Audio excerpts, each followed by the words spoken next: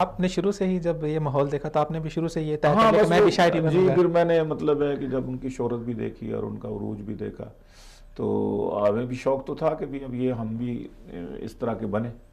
تو میں نے ذرا ایک دو سٹیپ آگے میں چلا گیا، میں ذرا مزاح کی طرف بھی نکل گیا. تو آج جو حالات ہیں، لوگ رونا پیٹنا آپ بھی دیکھ رہے ہیں، لوگ بھی دیکھ رہے ہیں، لوگوں کا رونا پیٹنا اپنے بھائیوں بہنوں کا دیکھ رہے ہیں. مہنگائی، پریشانیاں، چوریاں، ڈاکے، قتل و غارت، بمباری، دہشت گردی، ان چیزوں سے تنگ آئے ہوئے ہیں لوگ بیچارے. اور خاص طور پہ ہمارا روایتی میڈیا بھی انہی چیزوں کو پروموٹ کر رہا جی ہوتا ہے، جی یہ جی چیزیں جی، جو ہاں جی، مسائل ہیں ان کو ہی زیادہ لے کے آگے آ رہا ہوتا ہاں ہے. جی جی بالکل. اچھا، والد صاحب کے موجودگی میں بھی آپ نے کبھی کوئی کلام لکھا، ان سے اصلاح لی، یا والد صاحب باقاعدہ طور پہ؟ میرے مربی اور میرے استاذ وہی رہے آخر تک. میں ان کو دکھاتا رہا اور مجھے آخر تک یعنی اب تک محسوس ہوتا ہے کہ کاش وہ زندہ ہوتے تو میں اب بھی ان کو دکھاتا اور اب بھی ان سے اصلاح لیتا. تو مزاح کا جو آپ نے یہ فیلڈ تھی ان کی، اس کے مزاحیہ شاعری، وہ بھی ان کی موجودگی میں شروع کی؟ ان کی موجودگی میں نے شروع تو کر دی تھی. ویسے ہمارا جو سیاسی سٹیج ہوتا تھا نا، کیونکہ ہم تحریکی لوگ تھے تو ہم الیکشن کی سیاستوں میں بھی حصہ لیتے تھے. خود تو کھڑے نہیں ہوتے تھے لیکن کوئی نہ کوئی پسندیدہ امیدوار تو ہوتا تھا. تو اس کے سٹیج کی زینت تو ہم بنا کرتے تھے. اس کی حمایت میں لکھنا اور مخالف کی ایسی تیسی کرنا، اس کی مذمت کرنا. تو طبیعت میں تو مزاح تھا، سیاسی چٹکلے چھوڑتے تھے ہم بھی.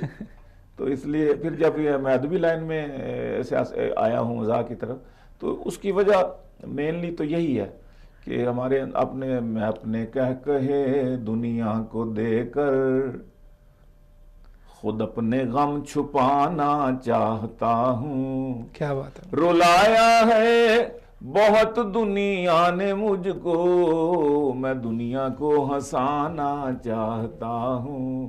تو اس نظریے سے میں آیا ہوں. اس سے یہ ہے کہ بندہ خود بھی جوان رہتا ہے، خوشیاں بانٹنا، دوسرے لوگوں کو خوش رکھنا. رونے کے لیے جی رات ہوتی ہے، اللہ کے آگے گڑ گڑائیں، اس سے مناجات کریں رو رو کے.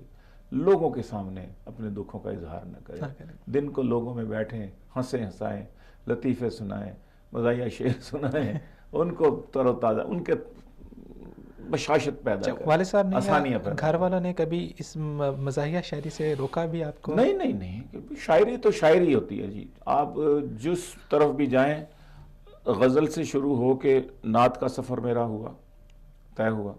اس کے بعد پھر میں نے کہا کہ اب اور تھوڑا سا آگے بڑھنا چاہیے.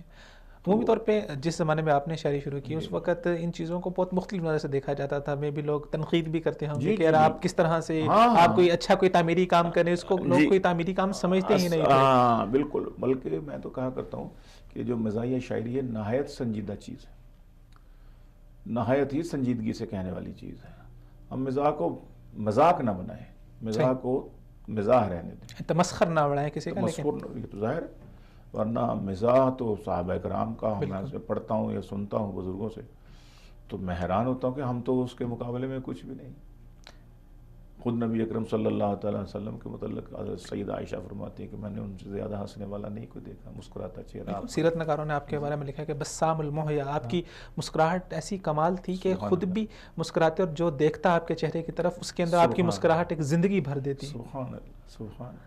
اور صحابہ کرام کے ساتھ ہمیں ایسے واقعات ملتے ہیں کہ آپ صلی اللہ علیہ وسلم کے ساتھ مزاح کیا کرتے، ان کو خوش کیا کرتے اور اس طرح کی کچھ باتیں کیا کرتے. جس طرح کہ ایک خاتون آپ صلی اللہ علیہ وسلم کے پاس آئی تو آپ فرمانے لگے کہ جنت میں کوئی بوڑھا نہیں جائے گا. اب وہ خاتون پریشان ہو گئی تو آپ نے فرمایا کہ جو جنت میں جائے گا وہ جوان ہو کے جائے گا. اس طرح کے مزاحیت ملتی ہے. تو ہر ایک چیز کی ایک حد ہے، ہمیں اس حد سے باہر نہیں جانا چاہیے. تمسخر، آپ نے صحیح کہا کہ کسی کا تمسخر نہ اڑایا جائے، کسی کی عزت کو نہ اچھالا جائے، کسی کو سر عام بے عزت نہ کیا جائے.